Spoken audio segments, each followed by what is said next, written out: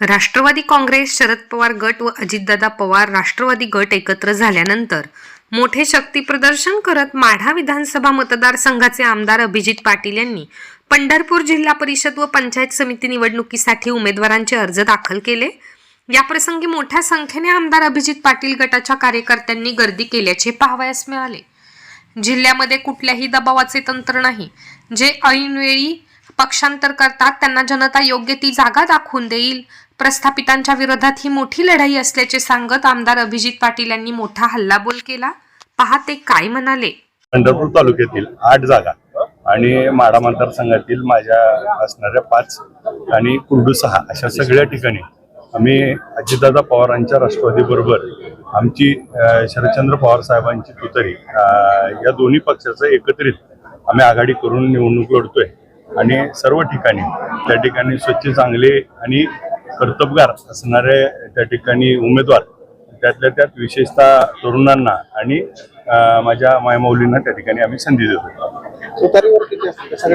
नाही, आपण mix matchup केलंय। काही ठिकाणी वर घड्याळ असेल तर खाली तुतारी वर असेल घड्याळ, त्या ऍडजस्टमेंट नुसार आम्ही त्या ठिकाणी 2 राष्ट्रवादी एकत्र आल्यानंतर काही राष्ट्रवादीतले नेते ते आता राष्ट्रवादीची साथ सोडताय, कमळ हाती घेत आहे, काय त्यांना भीती वगैरे जाणवली का? काय संपर्क झाला?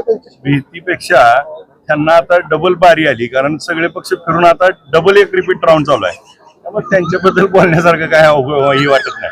काही प्रदेशाध्यक्षाकडे तक्रारी केल्यात, आम्हाला बी फॉर्म मिळाली नाही। त्यांनी माझ्यावर मागायला आले असते तर ठरवलं असतं, पण आलेच नाहीत मागायला। आमची बोलणी सुरू आहेत।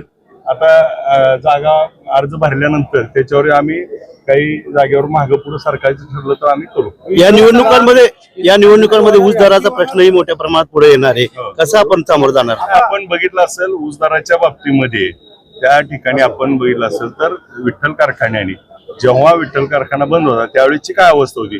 विठ्ठल कारखाना बंद असताना 2022 होता। विठ्ठल कारखाना सुरू झाला, पहिल्या वर्षी आम्ही 2500 रुपये दिला। त्याच्या पुढच्या वर्षी आम्ही काही कारखान्यांनी 2500 जाहीर केला, आम्ही 2550, 2700, 2800, 2825 ते 3000 आपण गेलो। गेल्या वर्षी आम्ही 2800 रुपये त्या बायकीच्यानी दिले, आम्ही 2803 रुपये दिले। परत बाकीच्यांनी 100 रुपये दिले, त्यांचे झाले ते 2900। मी आज 3003 रुपये दिलेत। त्या ठिकाणी गेल्या वर्षी देखील आम्ही 100 रुपयानं पुढे आहे।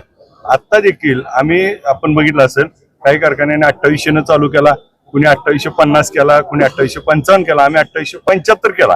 मग शेतकरी संघटनेच्या मागणीवर आम्ही 3001 रुपये गेलो आणि कारखाना त्या ठिकाणी चालवत असताना विठ्ठल कारखाना चालू झाल्यामुळे दराची स्पर्धा सुरू झाली। हे त्या ठिकाणी सगळ्या सभासदाला शेतकऱ्याला मान्य। लोकसभा, विधानसभा त्यानंतर आता नगरपालिकेमध्ये देखील भारतीय जनता पार्टीला या ठिकाणी पिछाडीवरती राहायला लागला। आता देखील तुम्ही पूर्णपणे कमळ जिल्ह्यातून संपवणार? मुळामध्ये ही निवडणूक आपण बघितलं तर आता तिथं जी चालली ती ही पूर्वपारंपरिक आहे। इथं जी काही स्वतःला ही निवडणुकीत बघितलं, प्रत्येक जण आपल्या घराला, माझ्या पोराला, माझ्या बायकोला, माझ्या घरात त्या ठिकाणी त्याच्यासाठी कुठल्याही पक्षात जाते, त्या पक्षासाठी त्यांना काही घेणं देणं नाही। त्या ठिकाणी सगळी निवडणूक ही स्वतःसाठी त्या ठिकाणी चालू आहे। आणि मग आपण एका बाजूने बघितलं तर माझ्या मतदारसंघामध्ये सगळ्या जागा त्या ठिकाणी आम्ही पंढरपूर तालुका आणि माढ्यामध्ये त्या ठिकाणी एक हाती घेऊ। आणि कारण ही जी सगळी लोक आता एकत्र आली ही सगळी विधानसभेला होती, तरी देखील 30,600 मतांनी निवडून आली। भारतीय जनता पार्टीचा सुपडा साफ होईल? माझ्या समोर असलेले दोन्ही प्रस्थापित नेते त्या ठिकाणी त्यांना त्या ठिकाणी घरी बसवायचे, त्यांच्या विरोधात आमची सर्व आघाडी। नगरपालिकेप्रमाणे दबाव तंत्र जर भाजपने सुरू केलं जिल्हा परिषदेला तर काय भूमिका राहणार आपली? मुळामध्ये आता आम्ही पक्षाच्या अधिकृत उमेदवारावर भरले आणि दबाव तंत्राचं जी काय आपल्याकडनं माहिती मिळते ते आता कुणावर काय कशा पद्धतीनं त्याचं प्रत्येकाला माहिती आहे आणि अशी काय परिस्थिती त्या ठिकाणी राहत नाही।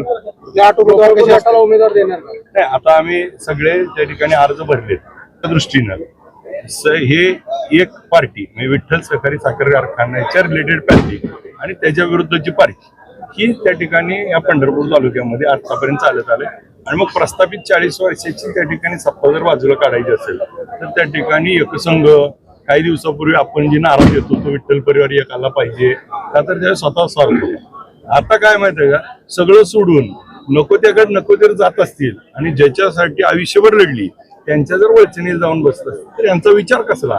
मग ज्या लोकांनी शरदचंद्र पवार साहेबांचा पुरोगामी विचार त्या ठिकाणी जपला होता, यांची काय पायमळणी केली जाते का? आणि मग मला जिल्हा परिषद सदस्य झालं पाहिजे, मला काहीतरी मिळालं पाहिजे, ह्याच्यासाठी त्या ठिकाणी सगळे ऍडजस्टमेंट करतात. माढ्यामध्ये शिंदे बंधू सगळे एकत्र आले तुमच्या बरोबर. म्हणजे पहिलेच एकत्र होते ना. संजय मामा देखील आता तुमचे घड्याळ जरी असलं तर ते रश्मी बागड बरोबर येतील. म्हणजे याचा अर्थच तो आहे ना, म्हणजे कोण कुठं आहे, कुठल्या पक्षात आहे, ह्याच्यापेक्षा पारंपरिक लढाई आहे. त्या माझी शिंदेविरुद्ध लढाई आहे, तिथले प्रस्थापित आहे, इथं जे प्रस्थापित आहे त्यांच्यावरच आमची लढाई.